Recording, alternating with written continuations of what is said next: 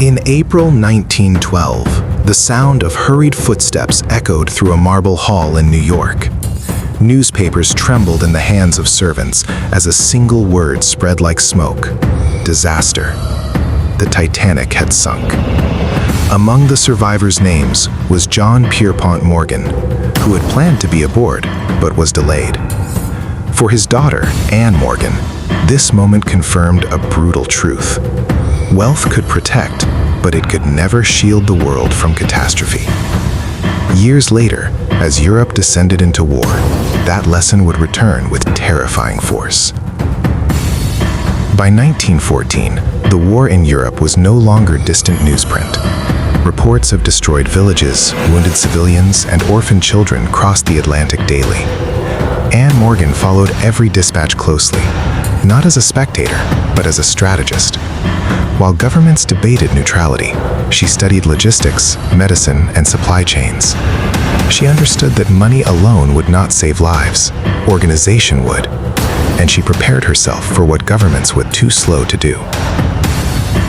When the United States entered the war in 1917, Anne Morgan acted immediately. She did not wait for permission. She founded the American Committee for Devastated France, mobilizing private funds to rebuild what shells had erased. Entire villages lay in ruins, schools burned, hospitals flattened, farmland poisoned by artillery. Morgan knew these were not abstract losses. They were human lives frozen in collapse. Instead of hosting galas, Anne Morgan crossed the ocean. She arrived in France not as a tourist, but as a commander of relief. She converted buildings into hospitals, organized medical units, and coordinated supply routes under constant threat. Alongside her worked real doctors, real nurses, real volunteers, many of them women operating far beyond what society expected of them. This was philanthropy under fire. Anne Morgan's work saved lives not because it was symbolic, but because it was systematic. She documented every expense, tracked every delivery, and demanded accountability. Villages were rebuilt brick by brick. Orphans were sheltered.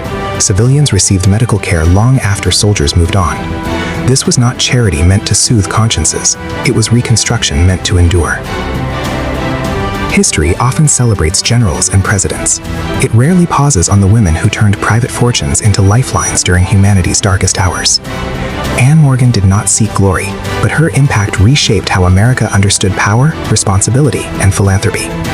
From the wreckage of global tragedy, she proved that wealth could be transformed, not into dominance, but into survival.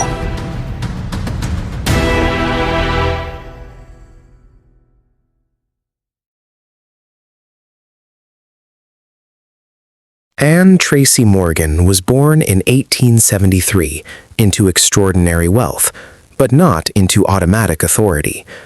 As the daughter of John Pierpont Morgan, she grew up in an environment where financial decisions shaped nations, currencies, and industries.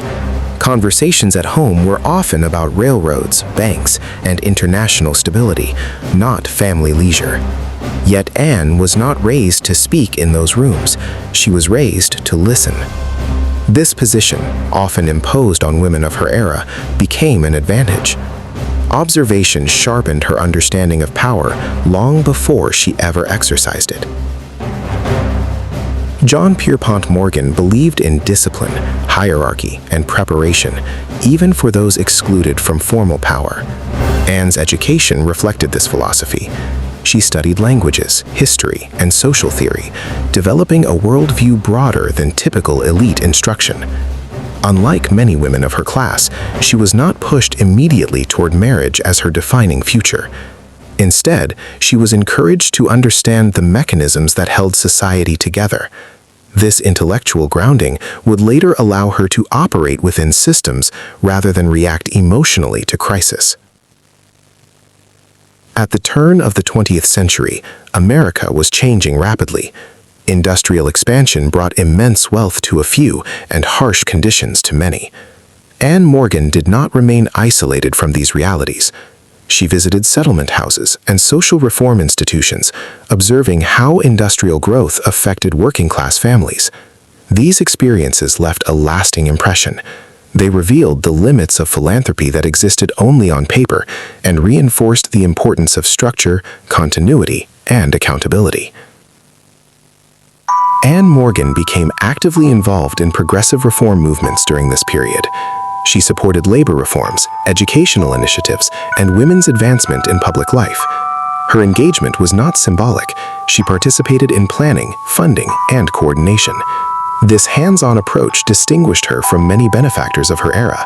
She learned how organizations functioned, where they failed, and why resources alone were insufficient with leadership.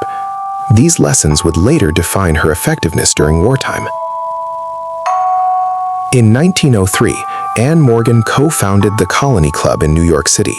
Officially, it was a women's social club, but its true function went far deeper. It provided educated women with a space to exchange ideas, build networks, and discuss national and international affairs. At a time when women were excluded from formal political institutions, the Colony Club became an informal center of influence. Many women who later contributed to wartime relief first built trust and organizational skill within its walls. Anne Morgan's leadership style developed quietly during these years. She preferred coordination to command and preparation to publicity. Unlike public figures who sought recognition, she focused on systems that could operate independently. This approach reflected her father's philosophy, but was adapted to humanitarian goals. She understood that lasting impact required planning long before disaster struck. By the time global tensions rose, she already possessed a framework for action. Anne Morgan traveled frequently across Europe in the years before the First World War. France, in particular, became central to her experience. She visited rural regions, studied French culture, and developed relationships that extended beyond diplomatic circles.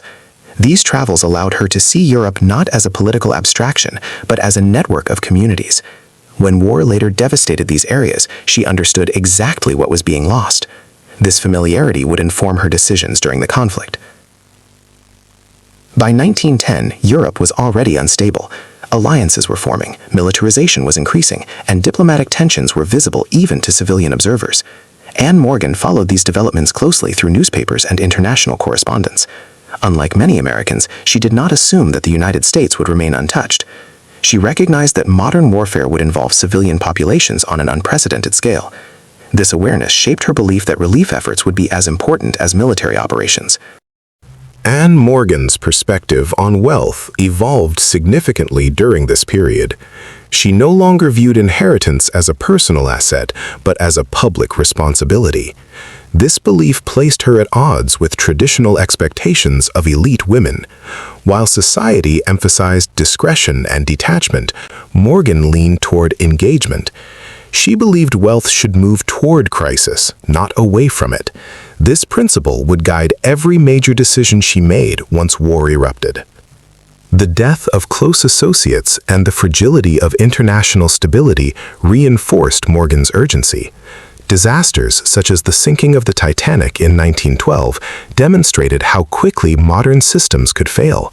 Though her father survived by circumstance, the event underscored the limits of wealth as protection. Anne absorbed this lesson deeply. It strengthened her resolve to prepare for catastrophe rather than deny its possibility.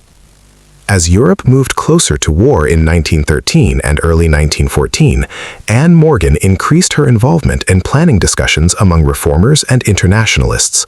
These conversations explored potential humanitarian responses to mass displacement and civilian suffering. Though unofficial, they reflected a growing awareness that governments alone would be overwhelmed. Morgan listened carefully, identifying gaps where private organization could intervene. She did not yet act publicly, but preparation intensified behind the scenes. When war finally broke out in August 1914, Anne Morgan was not surprised. The speed and scale of destruction, however, exceeded expectations. Reports described entire villages erased, hospitals destroyed, and civilian populations displaced. Although the United States remained neutral, Morgan recognized that neutrality did not absolve responsibility. She understood that delay would cost lives. This realization marked the transition from preparation to commitment. Despite public pressure to remain distant, Anne Morgan maintained her focus on France. Her personal connection to the country and her understanding of its rural communities made the crisis feel immediate. she began exploring how private American resources could be mobilized legally and efficiently. This required navigating complex international regulations and public opinion. Morgan approached the challenge methodically, drawing on years of organizational experience. During these early war years, Anne Morgan resisted the temptation to act impulsively.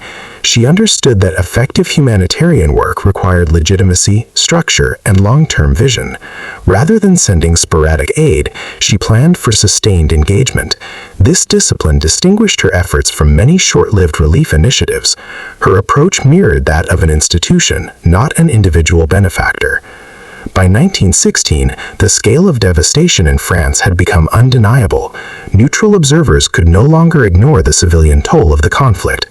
Anne Morgan's years of preparation now converged toward a single objective: direct action. She understood that waiting for government coordination would mean irreversible loss.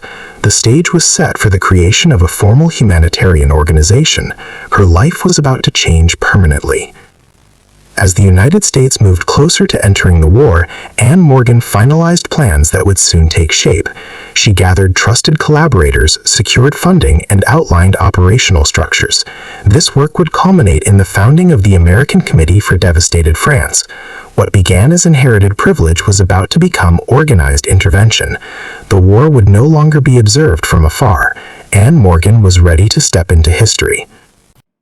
When war erupted in Europe in August 1914, the scale of destruction quickly surpassed all previous conflicts. Entire regions of northern France were transformed into battlefields almost overnight. Villages that had existed for centuries were shelled into rubble. Civilian populations fled with nothing but what they could carry. Anne Morgan followed these developments closely from the United States, aware that the suffering was not limited to soldiers. She understood that modern war erased the boundary between front lines and civilian life. Although the United States remained officially neutral, American newspapers were filled with reports of atrocities and humanitarian crises. Refugees crowded cities far from the front. Hospitals overflowed with wounded soldiers and civilians alike. Anne Morgan recognized that neutrality did not mean moral distance. She began corresponding with contacts in France to understand the most urgent needs. These exchanges revealed a stark reality. Existing relief efforts were insufficient, fragmented, and overwhelmed. Anne Morgan's focus gravitated toward France because of her personal ties and prior knowledge of the country's rural regions. She knew that international attention often centered on major cities, while small villages received little aid. Yet it was these rural areas that suffered prolonged devastation. Farms were destroyed, livestock killed, and infrastructure eliminated. Morgan understood that rebuilding would require long-term commitment, not short-term charity. This insight would become central to her approach. During these early war years, Anne Morgan observed the limitations of existing charitable models. Donations were often reactive, driven by emotion rather than strategy. Funds were sent without coordination, leading to duplication in some areas and neglect in others. Morgan believed that effective humanitarian work required planning equivalent to military logistics. She began studying how relief organizations operated under pressure. This analytical phase was critical in shaping her next steps. As the war dragged on into 1915, civilian suffering intensified. Medical facilities near the front were destroyed or commandeered for military use. Civilians injured by shelling had nowhere to go.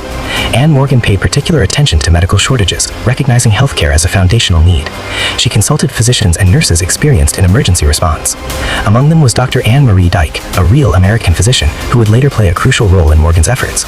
Dr. Anne Marie Dyke had already demonstrated leadership in public health and emergency medicine. Her expertise aligned closely with Morgan's vision of structured humanitarian intervention.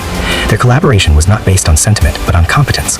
Together, they discussed how medical services could be deployed rapidly and sustainably.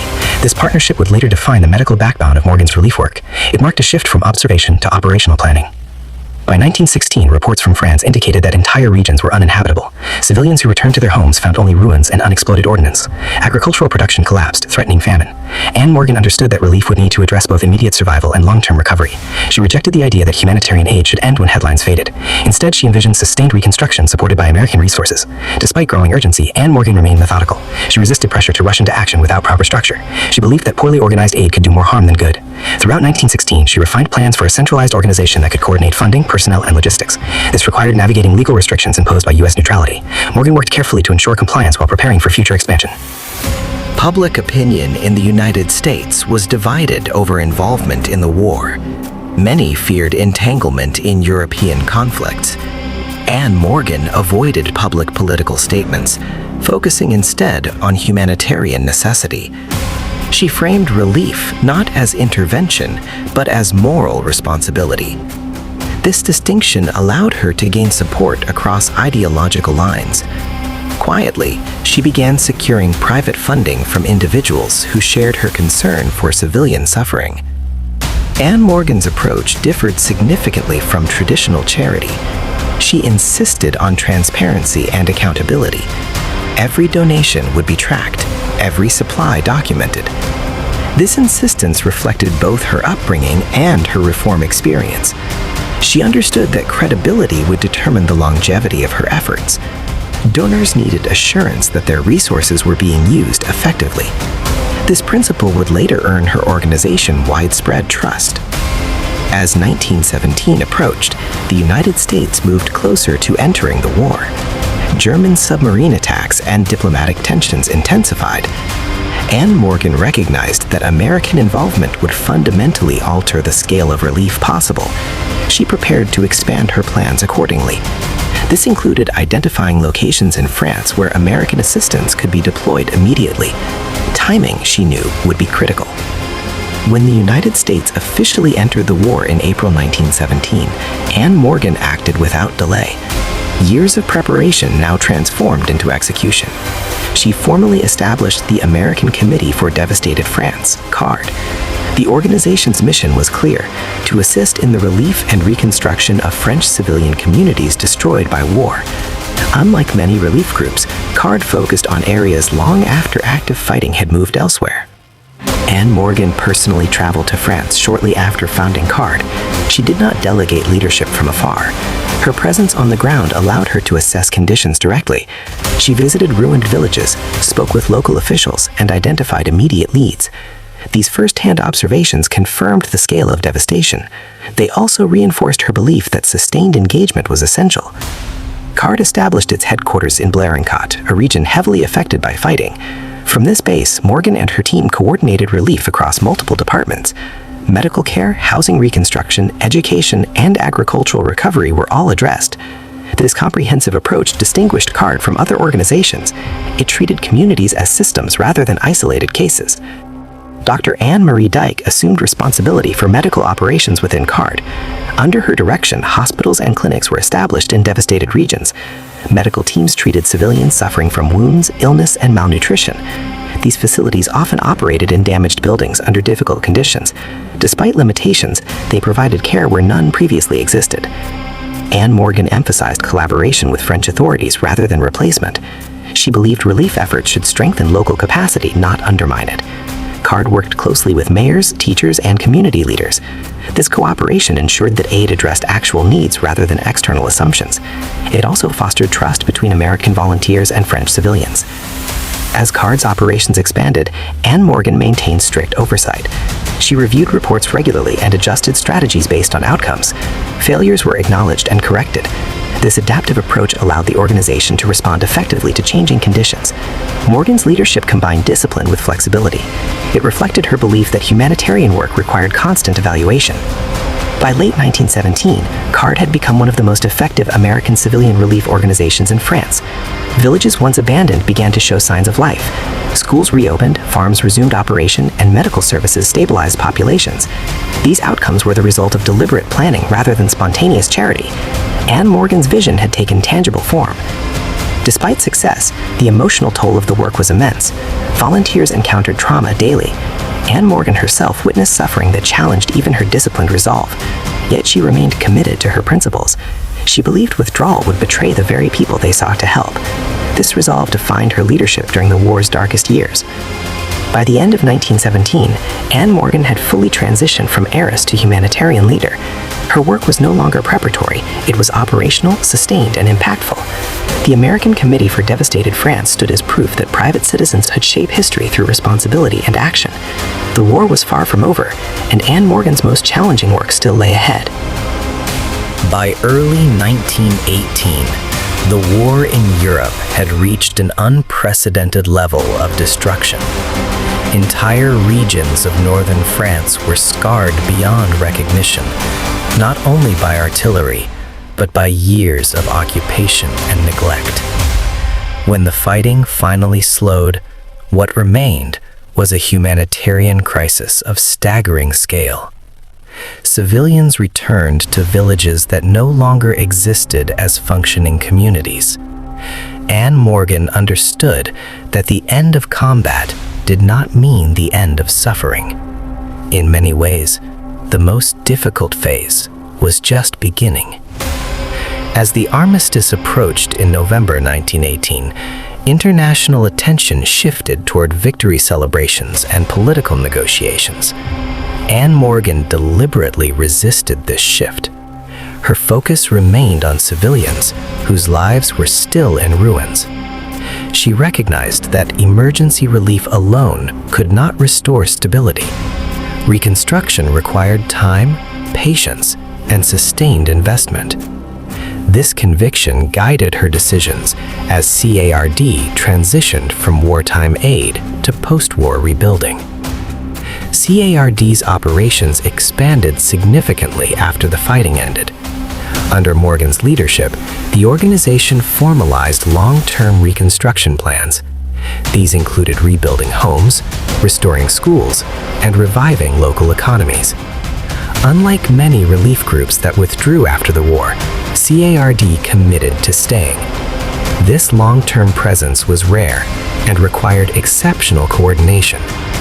Morgan understood that abandoning communities too early would erase years of progress. One of the first priorities was housing. Thousands of families were living in temporary shelters or ruins. CARD funded the reconstruction of permanent homes using locally appropriate materials. This approach preserved regional identity while restoring safety. Morgan insisted that reconstruction respect local customs and architectural traditions. The goal was not modernization for its own sake, but continuity of community life. Education was another critical focus. Many schools had been destroyed or converted for military use. Anne Morgan believed that restoring education was essential for long-term recovery.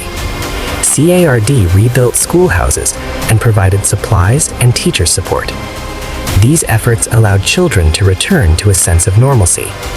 For Morgan, education represented hope beyond immediate survival. Agricultural recovery posed immense challenges. Fields were littered with unexploded ordnance, soil was damaged, and livestock had been lost. CARD invested in clearing land and supplying tools and seeds. Farmers were assisted in restarting production under difficult conditions. Morgan understood that food security was central to community stability. These agricultural programs helped prevent long-term dependency on aid. Medical needs persisted long after the war ended. Many civilians suffered from untreated injuries, chronic illness, and malnutrition. Under the medical leadership of Dr. Anne Murray Dyke, CARD maintained clinics and hospitals in affected regions. These facilities treated civilians regardless of age or status. The continuation of medical services demonstrated Morgan's commitment to comprehensive recovery. Health, she believed, was foundational to rebuilding society. Anne Morgan placed strong emphasis on collaboration with French institutions. CARD worked alongside local governments, educators, and agricultural cooperatives. This cooperation ensured that reconstruction efforts aligned with national priorities. Morgan believed that foreign aid should strengthen, not replace, local leadership. This philosophy distinguished CARD from more paternalistic approaches. It also helped ensure sustainability after American involvement eventually ended. Women continued to play a central role in CARD's operations. Many American women who volunteered gained administrative, medical, and logistical experience previously denied to them. Anne Morgan recognized the importance of this shift. She believed that women's leadership during Reconstruction demonstrated their capacity for public responsibility. These experiences would later influence women's roles in American civic life. The war had expanded possibilities that could not be reversed. Despite progress, challenges remained immense. Funding shortages threatened long-term projects. Political changes in both France and the United States created uncertainty. Anne Morgan responded by strengthening CARD's accountability systems. Detailed reporting reassured donors and justified continued support. Transparency became both a moral principle and a practical necessity. Morgan understood that trust was essential to sustained humanitarian work. The emotional toll of Reconstruction weighed heavily on volunteers and leaders alike. Exposure to trauma did not end with the war. Anne Morgan acknowledged these challenges and encouraged rest and rotation among staff. She understood that exhaustion could undermine effectiveness. This attention to personnel welfare reflected her holistic view of humanitarian work. Caring for caregivers was part of the mission. CARD's presence extended beyond physical reconstruction. The organization supported cultural revival by restoring libraries and community spaces. These efforts helped re-establish social cohesion. Anne Morgan believed that culture was as essential as infrastructure. Community identity, once disrupted, required deliberate restoration. This insight set CARD apart from narrowly focused aid efforts. As Reconstruction progressed, Anne Morgan documented outcomes carefully. Reports detailed successes and setbacks alike. These records later served as models for future humanitarian organizations. Morgan understood that learning from experience was critical to improving global relief efforts. Her work influenced emerging standards in international aid. Documentation became a form of legacy. By 1920, many villages supported by CARD had regained basic functionality. Families returned, schools operated, and agriculture resumed. Though scars remained, communities were no longer dependent on emergency aid. Anne Morgan viewed this transition as a success. The goal had never been to create permanent reliance. Independence marked the completion of relief. Anne Morgan's work gained recognition in both France and the United States. She received honors acknowledging her contribution to French recovery. Yet she remained uncomfortable with personal acclaim. Her focus remained on institutional outcomes rather than individual reputation. This humility reinforced her credibility among partners and beneficiaries alike. For Morgan, recognition was secondary to results. As CARD gradually reduced its presence, Anne Morgan oversaw careful transitions to local control. Projects were handed over to French authorities and community organizations. This process required patience and trust. Morgan believed that successful aid ended when it was no longer needed. Withdrawal, when done responsibly, was part of ethical humanitarian practice. The Reconstruction experience deeply shaped Anne Morgan's understanding of international responsibility. She saw firsthand how private citizens could influence global outcomes. Her work challenged traditional boundaries between public and private action. Morgan believed that moral responsibility did not stop at national borders. This belief would guide her future endeavors. The lessons of post-war France resonated beyond Europe. Anne Morgan returned to the United States with a transformed perspective. She carried with her evidence that organized philanthropy could achieve lasting change. This experience strengthened her resolve to apply similar principles elsewhere. Reconstruction had proven that disciplined compassion could rebuild societies. Anne Morgan continued to advocate for international cooperation throughout the 1920s. She supported initiatives that emphasized prevention as well as response. Her work influenced emerging conversations about global responsibility. Morgan understood that waiting for catastrophe was costly. Preparation and coordination could reduce human suffering before it escalated. By the early 1920s, Anne Morgan's transformation was complete. She was no longer defined by inheritance alone. Her identity was inseparable from the community she helped rebuild. The legacy of CARD demonstrated that wealth, when paired with discipline and humility, could serve humanity. The war had destroyed much, but through sustained effort, it had also revealed new possibilities for responsible power. When Anne Tracy Morgan returned permanently to the United States in the early 1920s, she did not return as the same woman who had left before the war. The experience of France had reshaped her priorities, her worldview, and her sense of responsibility. She had witnessed the consequences of industrial war on civilians and understood that humanitarian action could no longer be improvised. The war had revealed both the fragility and resilience of human societies. For Morgan, the question was no longer whether private citizens should internationally intervene, but how they could do so responsibly and effectively. This marked the beginning of a new phase in her life. Anne Morgan brought back with her extensive documentation from CARD's operations. Reports, photographs, and financial records filled archives that would later serve as reference material. These documents were not merely administrative. They represented lessons learned through hardship. Morgan believed that humanitarian work must be studied with the same seriousness as diplomacy or economics. She actively shared these materials with scholars and institutions. In doing so, she helped legitimize humanitarian action as a professional field rather than a charitable impulse. One of Morgan's most enduring contributions was her emphasis on planning and accountability. During the war, she had seen how poorly coordinated aid could waste resources and harm local communities. After 1921, she advocated for standardized procedures in relief work.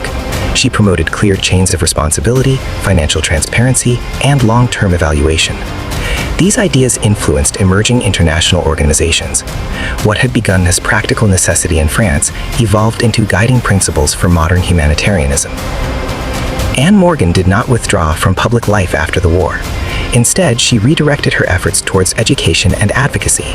She supported lectures, publications, and conferences focused on international cooperation. Morgan believed that public ignorance was one of the greatest obstacles to peace. By educating American audiences about the realities of war-torn Europe, she challenged isolationist attitudes. Her voice carried weight because it was grounded in first-hand experience. Her work also intersected with the evolving role of women in public life. The war had demonstrated women's capacity for leadership under extreme conditions. Anne Morgan became a quiet but powerful symbol of this transformation. She did not frame her work as feminist activism, yet its implications were unmistakable. By occupying leadership roles traditionally reserved for men, she expanded expectations. Her example influenced a generation of women seeking meaningful public engagement. Morgan remained deeply connected to France throughout her life. She maintained correspondence with French officials and communities she had supported. These relationships were not ceremonial. They reflected mutual respect forged through shared hardship. France recognized her contributions formally, awarding her honors for her service. Yet Morgan valued personal letters from villagers more than medals. They represented the human impact of her work. In the interwar years, Anne Morgan closely followed political developments in Europe. She was acutely aware that the conditions which had led to the First World War had not fully disappeared. Economic instability and unresolved grievances concerned her deeply. Morgan supported initiatives aimed at conflict prevention and international dialogue. She believed that humanitarian relief must be paired with political foresight. Ignoring warning signs she knew came at a terrible cost. During the 1930s, as global tensions rose again, Morgan's earlier experiences gained renewed relevance. She warned that civilian populations would once again bear the greatest burden of war. Though no longer leading large-scale operations, she advised organizations preparing for potential crises. Her insights were valued precisely because they were grounded in lived experience. She understood that modern war blurred the line between front lines and home fronts. This foresight proved tragically accurate. When the Second World War erupted, Anne Morgan was already in her 60s. She did not return to frontline relief work, but her influence persisted. Organizations shaped by her principles were better prepared to respond. Her emphasis on coordination, respect for local agency, and long-term planning informed wartime relief efforts. Though history often highlights political leaders, Morgan's legacy operated quietly in the background. Systems endure even when individuals step back.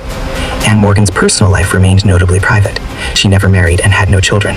Instead, she invested her energy in causes she believed transcended individual legacy. This choice was unconventional for a woman of her social class, yet Morgan appeared comfortable with it. Her sense of fulfillment came from collective impact rather than personal milestones. In this, she quietly defied societal expectations. As she aged, Anne Morgan became increasingly reflective about the meaning of service. She revisited the records of CARD and corresponded with historians. Morgan understood that memory shaped future action. Preserving accurate accounts of humanitarian work mattered deeply to her. She resisted romanticized narratives of heroism. For Morgan, truth, even when uncomfortable, was the most valuable legacy. her commitment to accuracy extended to how she wanted to be remembered. Anne Morgan consistently redirected attention away from herself and toward collective effort. She emphasized the contributions of volunteers, doctors, drivers, and local communities. This refusal of singular credit reflected her values. Humanitarian work, she believed, was never the achievement of one person. It was the product of disciplined collaboration. Anne Tracy Morgan passed away in 1952. Her death marked the end of a life that bridged two eras of global history. She had been born into the wealth of America's industrial age and matured during its global reckoning. Her life demonstrated that privilege did not have to result in detachment. It could instead become a tool for responsibility. This moral choice defined her legacy. In the years following her death, Anne Morgan's work did not fade into obscurity. Scholars revisited Card's archives to study early models of international aid. Her methods anticipated many practices now considered standard. Needs assessment, local partnership, and long-term planning all bore her imprint. Though rarely mentioned in popular histories, her influence persisted institutionally. This quiet endurance is often the mark of true impact. Modern humanitarian organizations unknowingly echo Anne Morgan's philosophy. The idea that aid must empower rather than replace local communities is now widely accepted. Yet during World War I, this approach was revolutionary. Morgan's insistence on dignity over dependency reshaped expectations. Her work demonstrated that respect was as important as resources. This lesson remains relevant today. Anne Morgan's story challenges simplistic narratives about wealth and morality. She did not reject her inheritance, nor did she allow it to define her passively. Instead, she transformed it into a mechanism for action. This required discipline, humility, and sustained commitment. Many possessed wealth in her era. Few chose to bear its burdens so deliberately. Her life also complicates assumptions about power. Morgan exercised influence without holding office or commanding armies. Her authority derived from competence and trust. She proved that leadership could emerge from service rather than dominance. This alternative model remains instructive. It reminds us that power can be constructive when guided by ethical restraint. The reconstruction of northern France was not perfect. No humanitarian effort ever is. Yet the communities Anne Morgan supported recovered faster and more sustainably than many others. This outcome was not accidental. It reflected intentional choices made under pressure. Morgan accepted imperfection, but rejected indifference. This balance defined her approach. Anne Tracy Morgan occupies a unique place in history. She was neither politician nor general, neither saint nor celebrity. She was a strategist of compassion.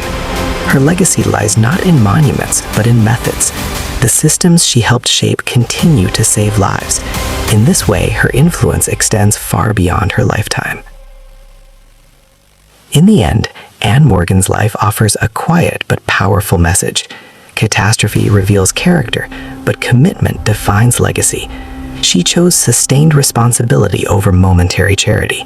Through discipline, humility, and respect for those she served, she helped redefine what humanitarian action could be. History may not always speak her name loudly, but its structures still carry her imprint.